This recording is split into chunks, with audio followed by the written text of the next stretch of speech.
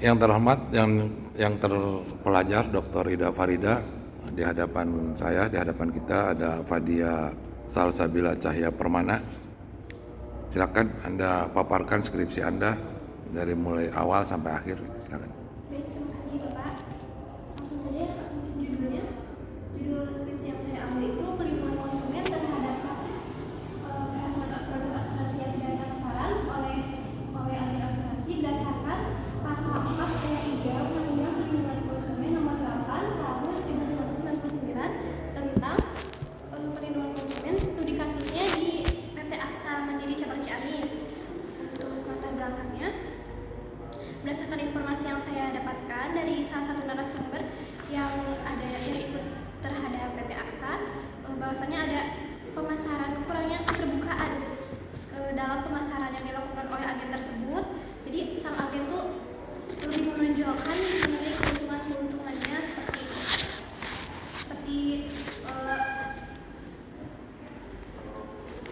tanpa menjelaskan secara rinci mengenai produk asuransi tersebut, sehingga konsumen tersebut merasa dirugikan.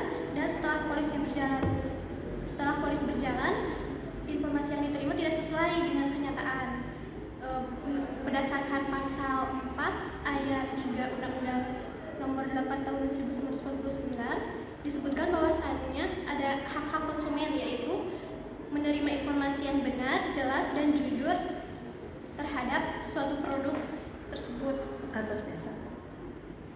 Enggak, terus untuk identifikasi. kejadiannya seperti apa?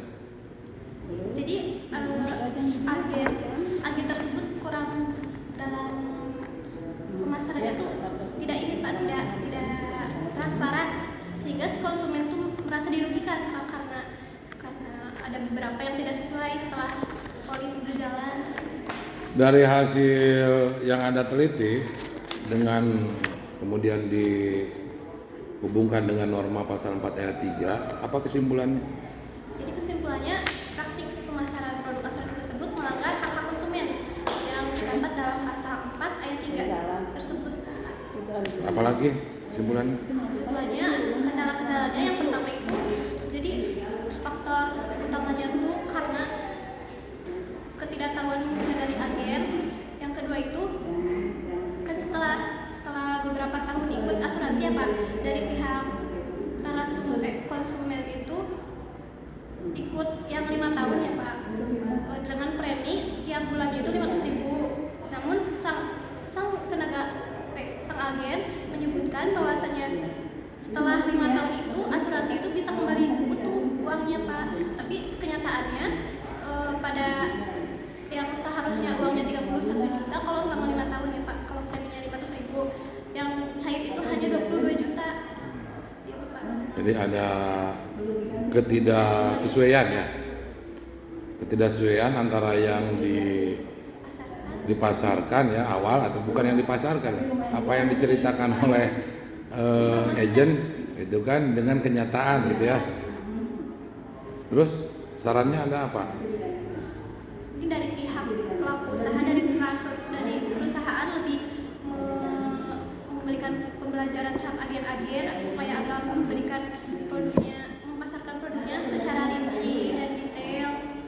Harus komplit ya, detail. Oke. Ya. Oke, makasih. Silakan. Dokter Ida. Terima kasih, Neng Fadia. Ini namanya karya ilmiah. Kenapa dikatakan karya ilmiah? Skripsi ini karya ilmiah. Kenapa? Karena menggunakan metode itu apa? Cara. Kita sekarang apa? Itu baji. Ya, itu bisa.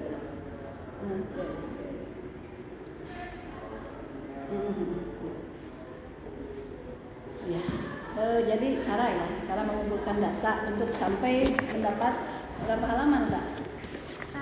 120. Ya, nah ini artinya di sini ada pekerjaan yang Kakak laksanakan, yaitu di pengumpulan melalui sari kepustakaan ya, mengumpulkan bahan-bahan kepustakaan. Yang terakhir adalah bahan hukum primer ya. Bahan hukum primer apa itu? Bahan hukum primer.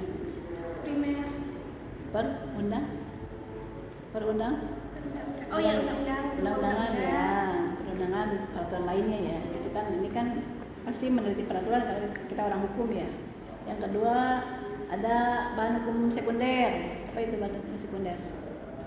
Itu Yang di artikel seperti artikel di jurnal. buku literatur, jurnal ya. Kemudian ada juga tersier, itu adalah ensiklopedia ya. Penelitian kemudian saya di lapangan. Di lapangan jadi kakak ini praktik pemasaran produk asuransi. Ada yang diwawancarai? Ada yang diwawancarai? Narasumber. Dari narasumber? Nasabah. Nasabah. Asuransi apa ini Pak? Asuransi Aksa jaminan. Mandiri. Aksa Mandiri ya? Ya. Kasusnya seperti apa? Jadi mereka tidak dibayar.